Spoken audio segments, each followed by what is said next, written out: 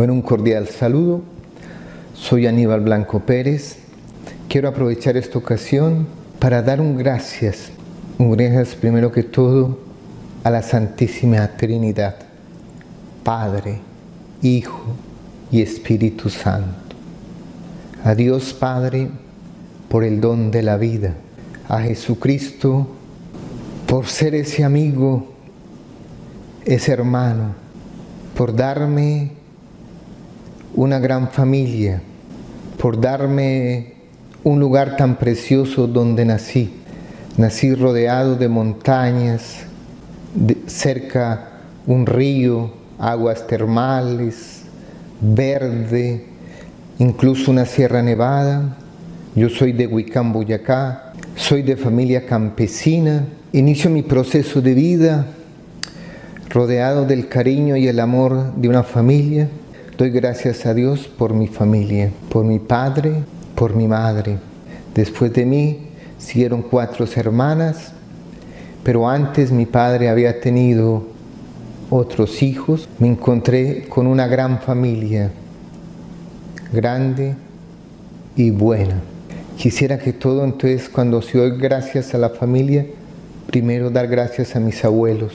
Y también quisiera dar gracias desde pequeño, por medio de una tía, mi tía Jacinta me enseñó el cariño por unas hermanas y un hermano que no conocí, que murieron cuando eran niños, pero que desde el cielo me ayudaron muchísimo y me están ayudando. Llegar a este tiempo, llegar a cumplir 30 años de mi segunda oportunidad de vida, no me lo imaginaba, no me lo esperaba. Eso era lo que yo pensaba, pero el proyecto y el amor de Dios es diferente.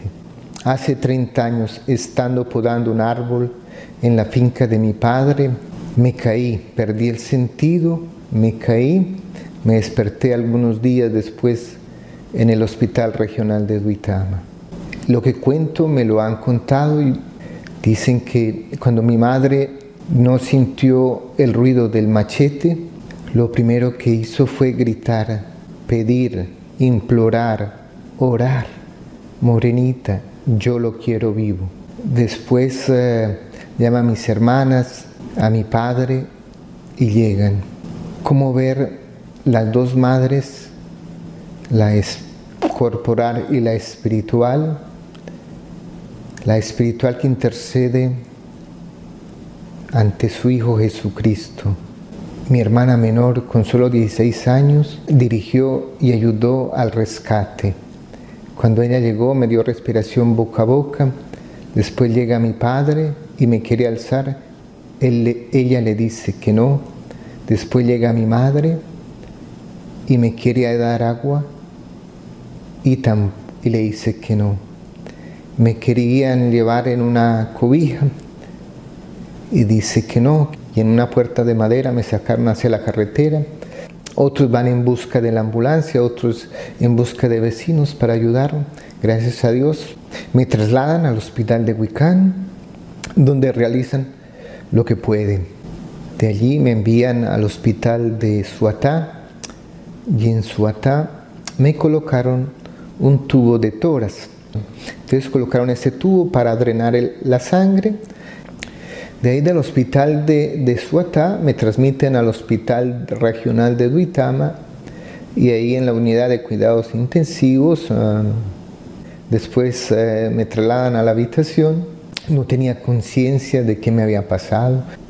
Me despierto, quise levantarme y las piernas no me obedecieron. Pensé que las tenía amarradas, atadas. Con la mano derecha las toco, siento mi mano izquierda pesada, algo en la cara me incomodaba, me lo quito. En el poco movimiento que hice, ese tubo en el recipiente que colocaron, que era de vidrio, se movió y se cayó y se rompió. Gracias a Dios había otra persona, llamó a las enfermeras y arreglaron todo. La reacción mía fue fuerte al despertar. Entonces inconscientemente casi daño todo aquel trabajo que habían realizado. Me preocupaba era que tenía un compromiso pendiente, comenzar el seminario el 25. Le dije a mi madre que llamara y le comentara al sacerdote el por qué no había podido. Él después vino y me dijo que tranquilo, que me recuperara y que el próximo año sí podía seguir, pero no sabía en qué condiciones quedaría. En el hospital de Duitama me realizaron una cirugía porque me había fracturado 2 vértebras de la columna y que había que comprar unas barras para estabilizar mi columna porque no me podía incluso ni sentar. Bueno, hacen la cirugía. En ese tiempo, gracias a Dios, Dios va colocando personas en nuestro caminar. Y había una enfermera jefe, la enfermera Gloria Quintana, y ella venía y me ayudó muchísimo. Gracias, jefe Gloria, por todo lo que hizo y perdón por lo que la hice sufrir.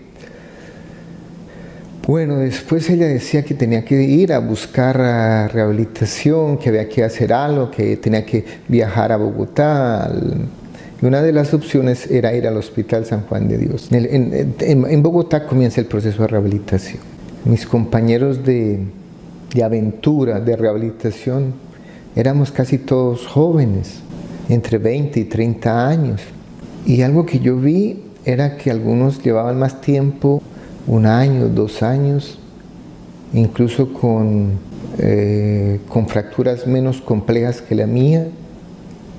Y como que ahí eso me dije, como que esto es lo que me espera a mí también. Esto va a ser mi vida. Después un día la psicóloga me dijo que en el proceso, en la ayuda que ella seguía, me dijo que no podía volver a caminar, que esa lesión medular, faltaba un pedazo de médula y que eso no se podía recuperar, incluso con todos los adelantos científicos, aún no se ha podido. Por eso somos tantos, por diferentes motivos, que quedamos parapléjicos y nos encontramos en una silla de ruedas. Allí comienza un día la lucha. Una persona me dice, pero usted antes era normal, ¿y ahora qué soy? Anormal. A una lucha interior porque me hacían sentir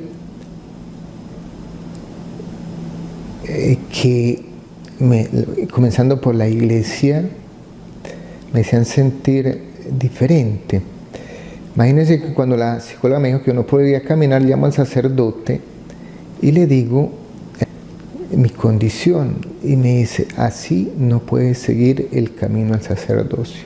Para mí fue mucho más difícil el no poder ser sacerdote que el no caminar. Y ya era el momento de salir. ¿Qué hacer cuando la iglesia, la sociedad, la familia y para mí las mujeres me veían un poco diferente? O yo me sentía que me veían diferente. Voy a la casa y me encierro un poco, estoy ahí, leo, mucha gente me visitaba, muchos vecinos venían, compartían. Algo que a mí me ayudó para superar todo esto fue las bases que tenía de antes, la formación en la familia. Gracias, queridos profesores de Wiccan, de la Normal, por todo aquello que me enseñaron y fueron mis amigos. Voy a contar algo. A mí siempre lo espiritual me ha gustado, me gustó desde niño. En la casa rezábamos el rosario. Quisiera también agradecer en este momento, antes de que se me olvide, a mis padrinos de bautizo, que me ayudaron a crecer, incluso después fueron un gran apoyo. Gracias. Y a mi padre y a mi madre por bautizarme. En eso para Para mí el formar parte, por el bautismo formamos parte de la iglesia y después los sacramentos, confirmación, primera comunión, eso lo hice en Wiccan. Cuento una experiencia del Minuto de Dios del programa. Una vez un profesor de español nos dejó una tarea de analizar un programa de televisión con los personajes principales, personajes secundarios, mensaje. Y yo le dije que había hecho la tarea sobre el programa Minuto de Dios y él me dijo que ese programa no me servía porque era muy cortico, imagínense, era máximo 3 minutos. Pero no me dijo más nada y después con el tiempo entendí que la tarea no la había hecho bien, porque yo coloqué como personaje principal el padre García Herreros y como canal la televisión. El mensaje siempre hablaba de Dios. Y después descubrí que el personaje principal no era el padre García Herreros, sino era Dios. El padre García Herreros era un instrumento, un canal para llevar el mensaje de Dios a las personas. Quise conocer más el Minuto de Dios. Entonces dije, primero voy donde el padre García Herreros a ver y le comento que quería ser sacerdote. Él me envía donde el padre Diego, le comento al padre Diego y venir de Wiccan sin ninguna recomendación, con 17 años. Y me aceptaron. Entonces allí viví 5 años magníficos, donde ya conocí personas, la grande formación, terminé mi bachillerato, incluso inicié la filosofía. Las bases de la familia y las bases que yo recibí en el Minuto de Dios en esos 5 años fueron como un gran de ayuda para soportar ese tremendo remesón, tremenda caída del árbol. Esas fueron las grandes bases. Gracias a Dios había una fe sólida. Estando en el Minuto de Dios pasa algo personal y familiar y regreso a la casa y ahí es cuando inicio el proceso con otra comunidad y ahí es cuando llega el accidente. Fueron muchas las personas que me ayudaron, que me han ayudado. Fueron 2 años entre hospital y rehabilitación duros. Al inicio quise buscar ayudas en las entidades del Estado. Fue difícil, eso fue difícil. Después, un día le dije a mi madre que viajara a Bogotá y le llevara una carta al padre Neguib Khalil Eslaki, un sacerdote nicaragüense del Minuto de Dios, sacerdote budista, que había sido mi director espiritual, y le pedí ayuda.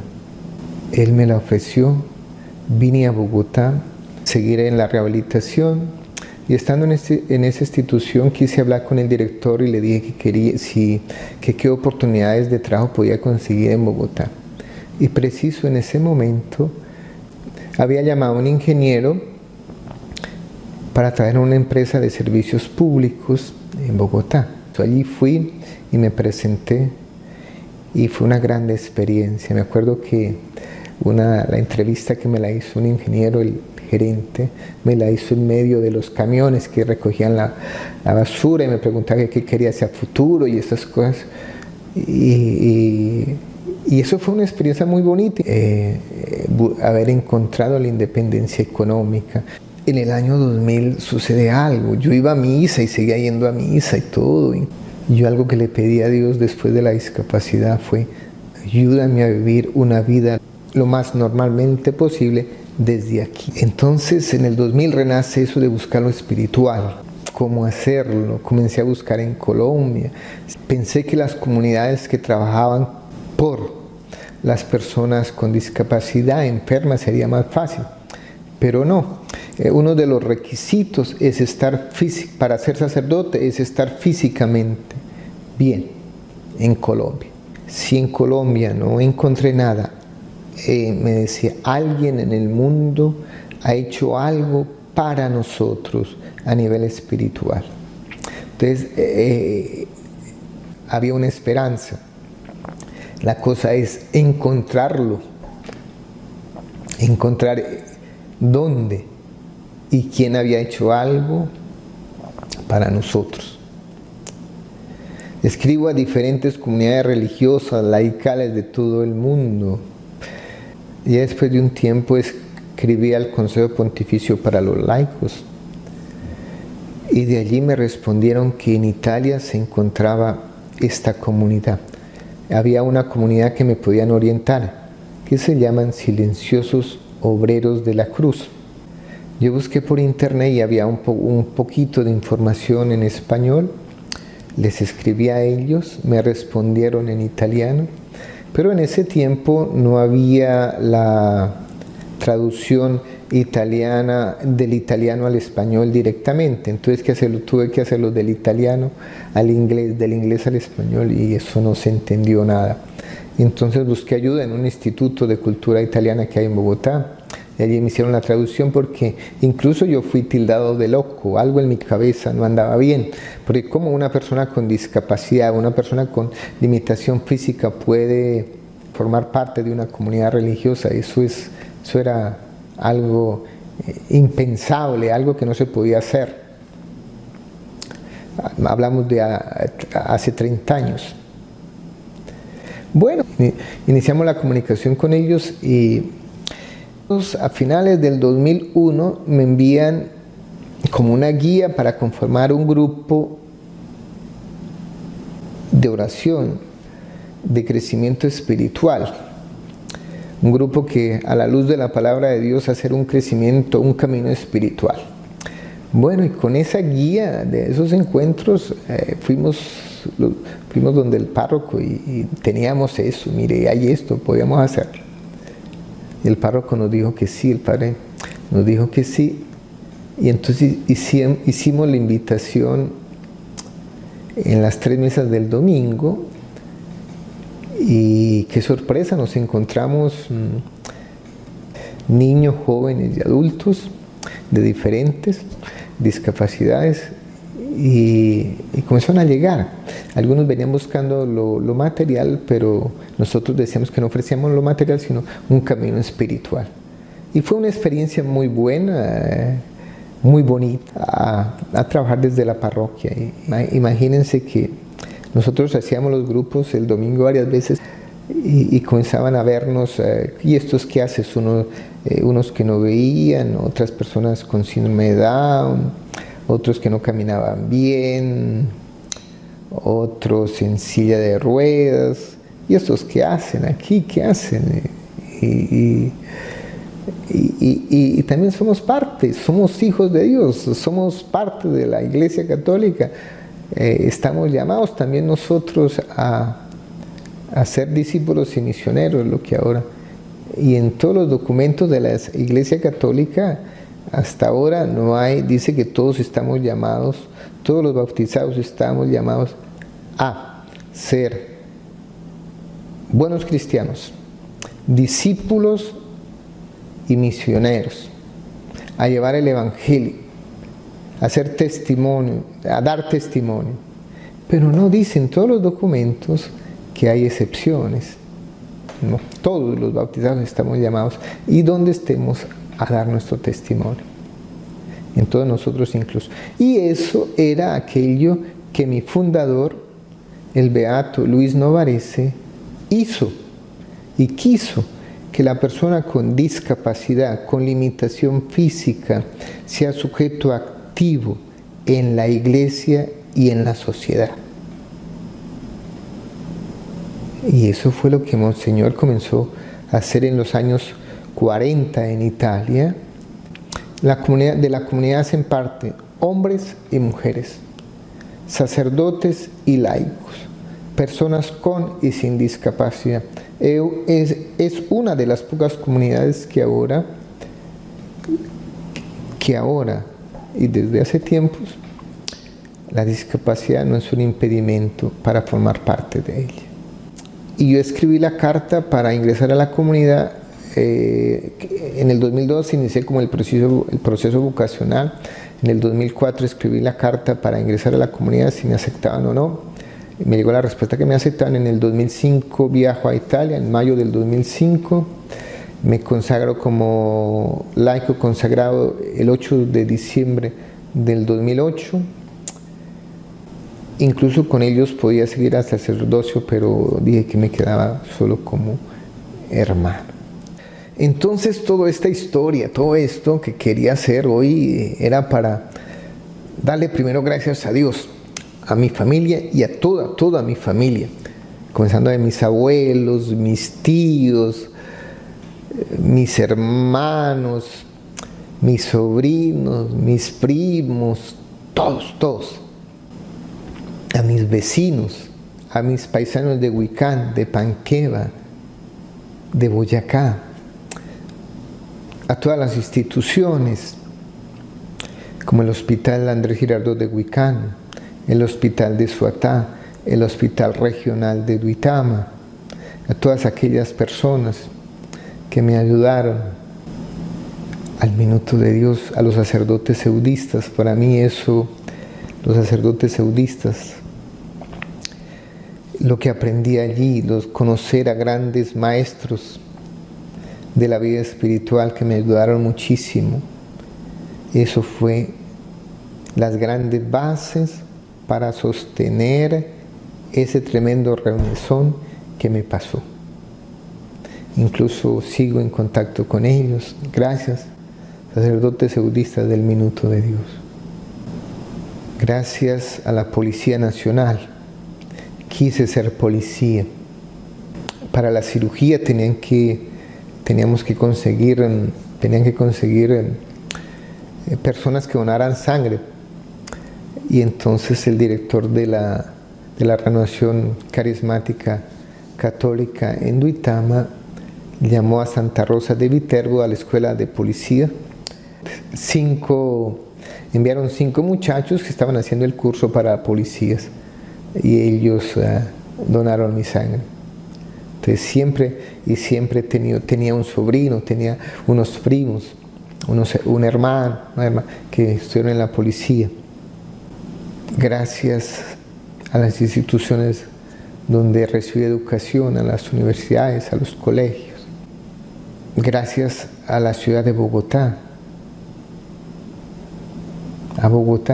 donde encontré oportunidad de trabajo, de estudios, donde me brindaron.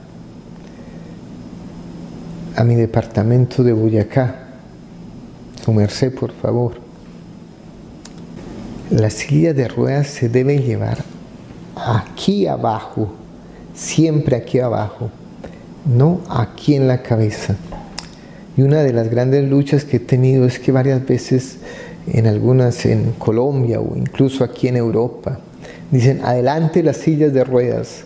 Incluso en algunos libros se lee las sillas de ruedas, las sillas. Voy a contar una experiencia que pasó hace poco, el año pasado, en la Jornada Mundial de la Juventud, de un país europeo. Viajaba un buen grupo de personas con discapacidad y en silla de ruedas a la Jornada Mundial de la Juventud, pero tenían que hacer transbordo en los aviones y entonces no lograron pasar todos. Entonces pasaron unos, se quedaron otros a esperar otro avión. Llegando a Lisbona, llamaron a la organización, dice, nos faltan 30 sillas de ruedas. La organización lo que hizo fue comenzar a buscar 30 sillas de ruedas, llame a un lado, llame al otro, para buscar 30 sillas de ruedas. Y no eran 30 sillas de ruedas, eran 30 personas en silla de ruedas que se habían quedado atrás. ¿Ve? Son cosas que pasan. Eso es una lucha que he tenido, que por más de que la silla sea moderna, que valga 20.000, 30.000 euros, con todo será una cosa hecha de metal, plástica, otras cosas, pero siempre somos, lo más importante es ver la persona, seguimos siendo personas. Yo hablaba también de que me sentía que la iglesia, la sociedad, la familia y las mujeres a mí me veían diferente. Y una de las cosas que me propuse o hemos hecho, o han hecho, mejor han hecho, una cosa que han hecho muchísimos es educar desde el testimonio, desde la lucha, que somos personas que tenemos alguna limitación, que no podemos hacer muchísimas cosas, pero podemos hacer otras, incluso muchísimo mejor. Y por eso hay que educar a la... Lo primero, yo decía, para mí la iglesia me veía diferente, pero algo que hay que no echarle la culpa a los otros, sino que uno puede ser esta parte de la misión de educar, decir que nosotros también somos hijos de Dios y estamos llamados a ser instrumentos de evangelización, instrumentos activos en la iglesia y en la sociedad, como decía el beato Luis Nobres. Un gran apoyo, desde el inicio en Duitama encontrar un sobrino, incluso que era policía, que nos ayudó muchísimo. Mis hermanos después, mis sobrinos, y una de las tareas es decirle a la familia, comenzando por mis hermanas, mi mamá, que podía viajar a Bogotá, que podía buscar un trabajo, que podía hacer unas cosas. Y así pude hacer eso, y así comencé a hacer como esa educación en la familia y mostrar que podía ser útil. Incluso en la sociedad, también. En la sociedad, gracias a Dios, gracias ahora se están eliminando muchas barreras arquitectónicas, pero lo grande, difícil que aún nos queda es luchar por aquellas barreras que hay algunas personas que tienen en la cabeza. Eso es lo más difícil. Bueno, y ya la iglesia nos abrió, tenemos espacio, algunas parroquias incluso han hecho ramplas, han hecho cosas, algunos sacerdotes han estudiado el lenguaje de señas, la Biblia se ha impreso en braille, o sea, es todo. Ahora con los medios de comunicación modernos, llevar el mensaje a todas las personas es un medio muy bueno que hay que saberlo utilizar también. Y quisiera finalizar con algo bueno que tiene la discapacidad y la enfermedad, y es que no discrimina a nadie. La enfermedad y la discapacidad le puede llegar al hombre, a la mujer, al rico, al pobre, al niño, al joven y al adulto. Hay que formarnos en valores y pedirle a Dios que nos ayude, que nos ilumine en este caminar. Muchas gracias a todos, porque por ustedes estoy ahora aquí, con vida. Una vez un señor en mi pueblo me decía, pero esto debe ser tan tremendo, esto debe ser muy tremendo. Dije, más tremendo si estuviera allá, y ese allá era el cementerio. Bueno, ya 30 años, lo que yo le pedí al Señor, ayúdeme a vivir una vida lo más normalmente posible desde aquí. Y por eso Dios, Él mismo lo dijo, yo he venido para que tengan vida y la tengan en abundancia. Y lo que puedo decir es que así se puede vivir una vida en abundancia. Y también Él nos dijo, yo soy el camino, la verdad y la vida. Busquémoslos a Él.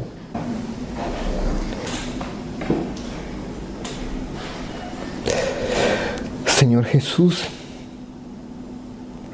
quisiera darte gracias por el don de la vida. Quisiera darte gracias por todo ese amor infinito que derramas sobre todas las personas.